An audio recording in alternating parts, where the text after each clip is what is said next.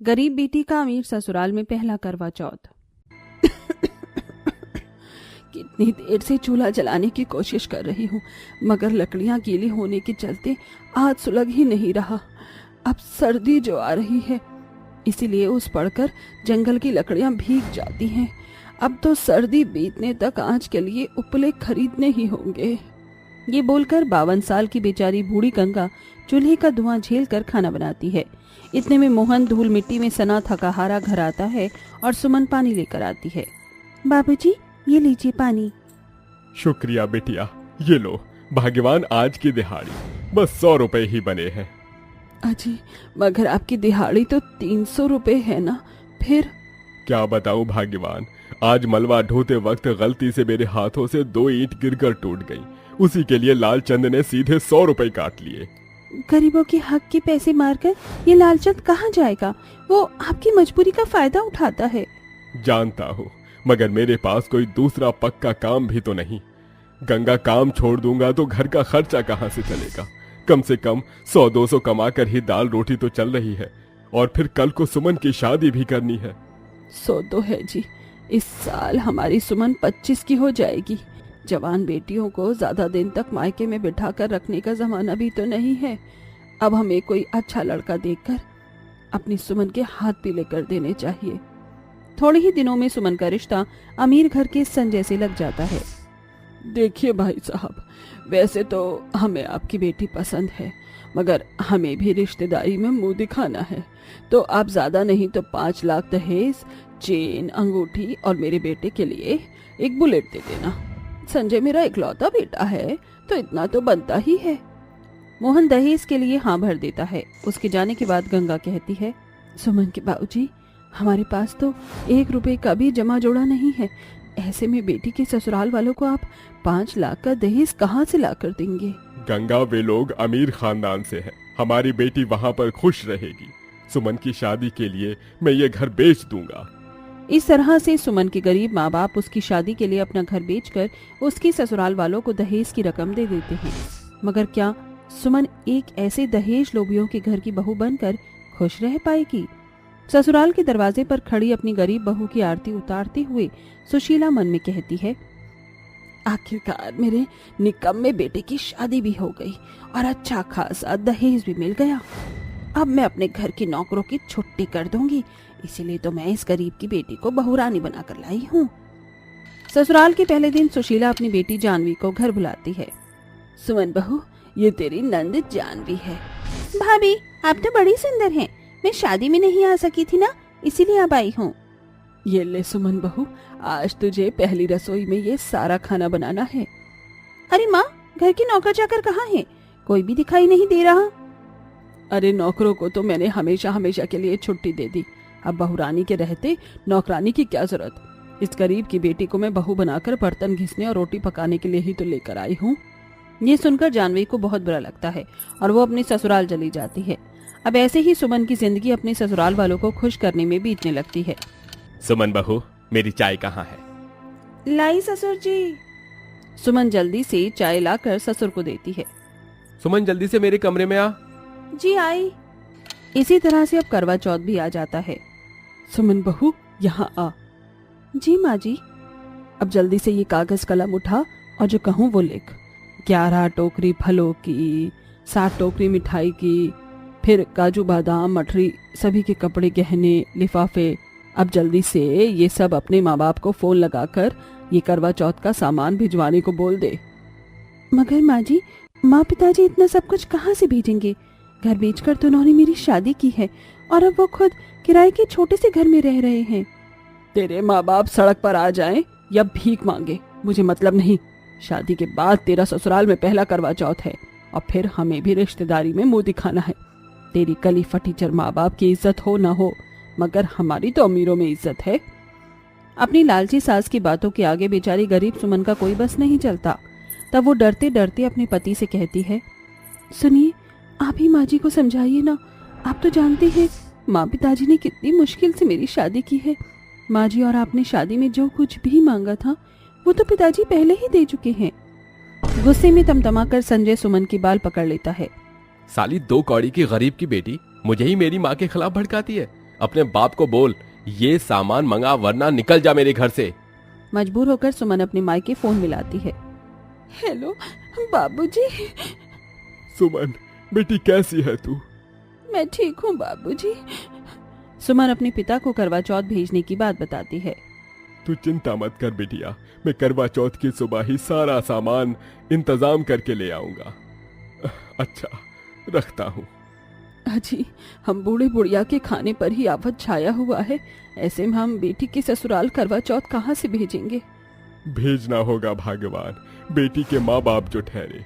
बेचारे गरीब माँ बाप बेटी के ससुराल करवा चौथ भेजने के इंतजाम में लग जाते हैं।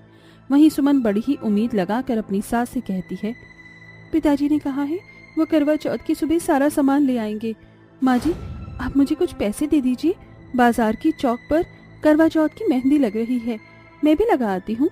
मैं तुझे 1 रुपए नहीं दूंगी, चल भाग यहाँ से। अमीर होकर भी कंजूस सुशीला ना तो सुमन को मेहंदी लगाने के पैसे देती है, साथ ही उसके लिए साड़ी श्रृंगार कुछ भी नहीं खरीदती। करवा चौथ की सुबह गंगा और मोहन सामान ले आते हैं, जहाँ सुमन फटी चिटी साड़ी पहनकर जमीन पर पोंछा लगा रही होती है। एकदम अच्छे से चमकना चाहिए फर्श, वरना तेरा हाथ तोड़ दूंगी बहू रानी। ये देखकर सुमन के माँ बाप की आंखों में आंसू आ जाते हैं। समधन जी, ये आपने मेरी फूल सी बच्ची का क्या हाल बना कर रख दिया है। मैंने आप लोगों को इसलिए दहेज नहीं दिया था कि मेरी बेटी इस घर में खुश रहेगी, मगर आपने तो ऐसे नौकर बना दिया। ससुर जी, तुम्हारी बेटी को हम खिलाते हैं तो हम चाहे इसे नौकर बनाए या गुलाम, हमारी मर्जी। अजी ये देखिए, इन जालिमों ने हमारी बेटी को मारा पीटा भी है। अपनी बेटी के जख्म देखकर गरीब मोहन संजय का गिरबान पकड़ लेता है। तुम लोगों की हिम्मत कैसे हुई मेरी बेटी को हाथ लगाने की? मैं तुम सबको छोड़ूंगा नहीं, तुमसे जेल में चक्की पिसवाऊंगा। तभी संजय मोहन को धक्का देकर उसे जमीन पर गिरा देता है और बेल्ट से उसे बहुत मारता है। क्यों बे बुड्ढे, मुझे धमकी देता है? अब देख दामाद के हाथों की खातिरदारी।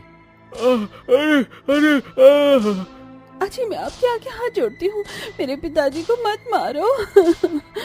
बेटी के ससुराल में मार खाकर मोहन उसे घर ले आता है, मगर कहते हैं ना, हर किसी को अपने किए की करनी यहीं पर भोगनी पड़ती है।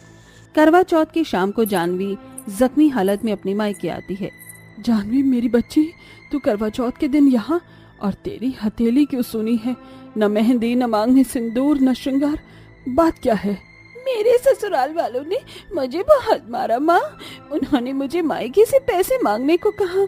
मैंने मना करने पर उन्होंने बहुत जुल्म ढाए और घसीट कर घर से बाहर निकाल दिया।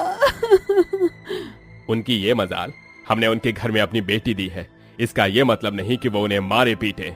ठीक कहा पिताजी आपने, मगर आप सभी ने भी तो एक गरीब की बेटी के साथ वही सब किया था जो मेरे साथ हुआ।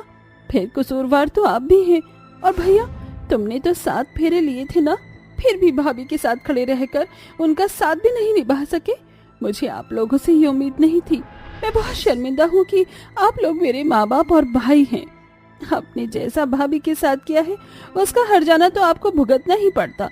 अब पर अफसोस, उसकी सजा आपको नहीं मुझे मिली है। बाप लोगों को समझ आया होगा कि बेटी किसी की भी हो, वो बेटी होती है। जानवी की बातें सुनकर उन सभी की आंखें खुल जाती हैं और अगले दिन वो मोहन और गंगा के पैरों में आकर गिर जाते हैं। समझिए समधन जी, हमें माफ कर दीजिए। लालच में आकर मैंने अपने घर की लक्ष्मी पर बहुत जुल्म उठाए, मगर हमें अपनी गलती का एहसास हो गया है। आप लोग चाहो तो हमें पुलिस के हवाले कर दो, वरना एक मौका दे दो। कोई भी माँ बाप अपनी बेटी का घर नहीं तोड़ना चाहता। उठिए दामाद जी, जा सुमन बेटी, अपने घर जा। सुमन के ससुराल वाले पूरी इज्जत से उसे घर लौटा कर ले आते हैं और एक बार फिर से करवा चौथ आता है, जिसमें सुमन की सास उसे सरगी की थाली देकर आंसू भरी आंखों से कहती है, सुमन बहू, ये लो तुम्हारी करवा चौथ की सरगी। पिछले साल तो मैं इस रीत को निभा न सकी थी, इसीलिए अब निभा रही हूँ। सुमन अपनी सास के पैर छूती है। सदा सुहागन रहो बहू। चलो अब जल्दी से तैयार हो जाओ, थोड़ी देर में मेहंदी वाली आ जाएगी तुम्हें मेहंदी लगाने। सुमन अपनी सास की दी हुई साड़ी गहने पहनकर तैयार हो जाती है और दोनों एक साथ करवा चौथ की कथा सुनते हैं और साथ में पूजा करते हैं। इस तरह से उसका करवा चौथ खुशियों भरा बीतता है। मोहन जी, बस थोड़ा सा और बचा है, खाना खा लीजिए, फिर आपको दवाई भी तो देनी है। बस करो सलोनी, मेरे पैर कट गए हैं, हाथ नहीं कटा है। मुझे और विकलांग महसूस मत करवाओ, मैं खुद से खाना खा सकता हूँ। माँ, सलोनी को समझा दीजिए आप। मोहन बेटा, ये तू कैसी बातें कर रहा है? तेरी तबीयत अभी बहुत नाजुक है, वो तो बस तेरा ख्याल रख रही है। हाँ मोहन जी, आप मुझे ऐसा मत कहिए, मैं आपकी कमजोरी नहीं दिखा रही, बल्कि मैं तो आपकी ताकत बनना चाहती हूँ। तो मुझे खुद से खाना खाने देती ना। ये मेरा प्यार है जो मैं अपने हाथों से आपको खिला रही हूँ। आप गलत समझ रही हैं। 1 हफ्ते से आपके सर से पट्टी भी नहीं उतरी है और मुझे आपका ख्याल रखना अच्छा लगता है, तो करने दीजिए। मुझे माफ कर दो सलोनी, मैं तुम पर चिल्ला गया, पर क्या करूं, अपनी हालत देखकर गुस्सा आ जाता है। अब घर की सारी जिम्मेदारी कैसे उठेंगी? तुम पर तो नहीं छोड़ सकता ना। मेरी वजह से तुमने बाहर काम पर जाना शुरू कर दिया। मेरी चिंता क्यों कर रहे हैं? ये कहीं लिखा तो नहीं है कि घर की सारी जिम्मेदारी पति ही उठा सकते हैं? क्या मैं आपके कंधों का बोझ कम नहीं कर सकती? क्या मेरा ये पत्नी धर्म नहीं है? हाँ मोहन बेटा, बहुत सही कह रही है, तो उसकी चिंता मत कर, मैं रखूंगी ना उसका ख्याल। माँ, पिताजी, दादी, हम सब अब मेले में नहीं जाएंगे क्या? यहाँ दशहरे का मेला लगा था। नहीं बेटा, पिताजी की तबीयत ठीक नहीं है ना, और पैसे भी नहीं है। हम अगले साल दशहरे के मेले में चलेंगे सब। मैं कैसे जाऊंगा अपनी बेटी के साथ? भगवान ने तो मुझसे मेरा एक पैर छीन लिया। मोहन जी, जब भगवान किसी से कुछ छीन लेते हैं तो क्या वो हमेशा दुखी रहते हैं? नहीं, वो भी खुश रहना सीख जाते हैं। हाँ पिताजी, आप चिंता मत कीजिए। आजा मेरी पोती, मेरी बच्ची मेरे साथ खाना खा ले। मोहन का गरीब परिवार उसे सहानुभूति देता है। दरअसल 1 हफ्ते पहले मोहन का एक बड़े ट्रक से एक्सीडेंट हो जाता है, जिसमें उसका एक पैर काटना पड़ जाता है। इसी बीच घर का खर्च चलाने के लिए सलोनी दिव्या नाम की सेठानी के झाड़ू पोंछा का काम करने लगती है। घर में अब सिर्फ मुश्किल से 2 वक्त का खाना खाया जाता था। दिन गुजरते हैं। एक दिन सलोनी कुएं पर पानी भरने गई थी तो देखती है कि औरत भारी बाल्टी भरकर निकालते हुए कुएं में गिर जाती है। बचाओ, कोई मुझे बचाओ, मेरा हाथ छूट रहा है। हे भगवान, अनामिका तो कुएं में गिर गई, मुझे जल्दी से इसे बचाना होगा। तुम फिक्र मत करो, मैं तुम्हें बचाती हूँ, हाथ दो अपना। सलोनी अनामिका को अपना हाथ देकर बचाने की कोशिश करती है, उसे ऊपर तक थोड़ा ले आती है, पर हाथ छूट जाता है, जिससे ऐसा लगता है कि सलोनी ने अनामिका को धक्का दे दिया। और ये होता हुआ आसपास के सारे लोग देखकर सलोनी के लिए अपने मन में गलत धारणाएं बनाते हुए कहते हैं, हे भगवान, देखो देखो तो इस हत्यारन गरीब सलोनी ने अनामिका को मार डाला, गिरा दिया उसे। अरे अरे, इसकी तो उससे लड़ाई होती थी। लगता है इस सलोनी ने अनामिका को मार दिया। ये तो एक हत्यारन है। भगाओ इसे, भगाओ यहाँ से। अब इसे हम यहाँ से पानी नहीं पीने देंगे। नहीं नहीं, अरे आप लोगों को गलतफहमी हुई है, मैंने ऐसा कुछ नहीं किया, मैं तो उसे बचा रही थी, वो पहले ही गिर गई थी। झूठ मत बोलो, तुमने ही उसे गिराया है। अब सबके सामने हाथ जोड़कर गिड़गिड़ाने लगती है वो, पर कोई उसकी एक भी बात नहीं मानता। उस पर पत्थर फेंकने लगते हैं सब, तो सलोनी वहां से बिना पानी लिए भाग जाती है। उसके घर पहुंचने पर कविता कहती है, बहू, ये तुझे क्या हो गया? ये तेरी हालत कैसे हो गई? माँ जी, मैंने कुछ नहीं किया, सब लोग मुझे गलत समझते हैं, मैं तो उसको बल्कि बचाना चाहती थी, लेकिन तू कांप क्यों रही है इतना? डर डर कर बोल रही है, ठीक से बता मुझे क्या हुआ। फिर रोते हुए सलोनी अपनी सास को सब कुछ बता देती है। फिर कविता उसे संभालती है, रात को अपने हाथ से खाना खिलाती है। अगले दिन जब वो काम पर जाती है तो उसकी मालकिन कहती है, तू यहाँ पर क्या कर रही है हत्यारन? तूने अपनी दुश्मनी निकालने के लिए एक औरत की जान ले ली? नहीं, मैं ऐसी औरत को अपने घर में काम करने के लिए नहीं आने दे सकती। चली जा यहाँ से, दोबारा मत आइयो। नहीं, लेकिन आपको कोई गलतफहमी हुई है, ऐसा कुछ नहीं किया है मैंने, मैं तो उसकी जान बचा रही थी। एक बार बोल दिया ना, जा यहाँ से, मतलब जा। फिर सलोनी वहां से चली जाती है। हे भगवान, अपने घर का खर्चा कैसे चलाऊंगी?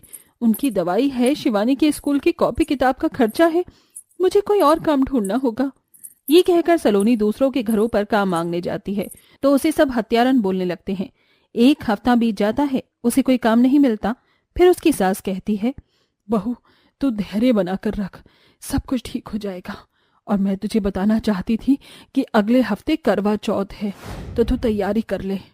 माँ जी, करवा चौथ की तैयारी करने के लिए 16 सिंगार और करवा चौथ माता की पूजा का सामान लाना है। वो सब कहाँ से आएगा? घर में एक भी पैसे नहीं है। दिया, कलश, छलनी भी खरीदनी है।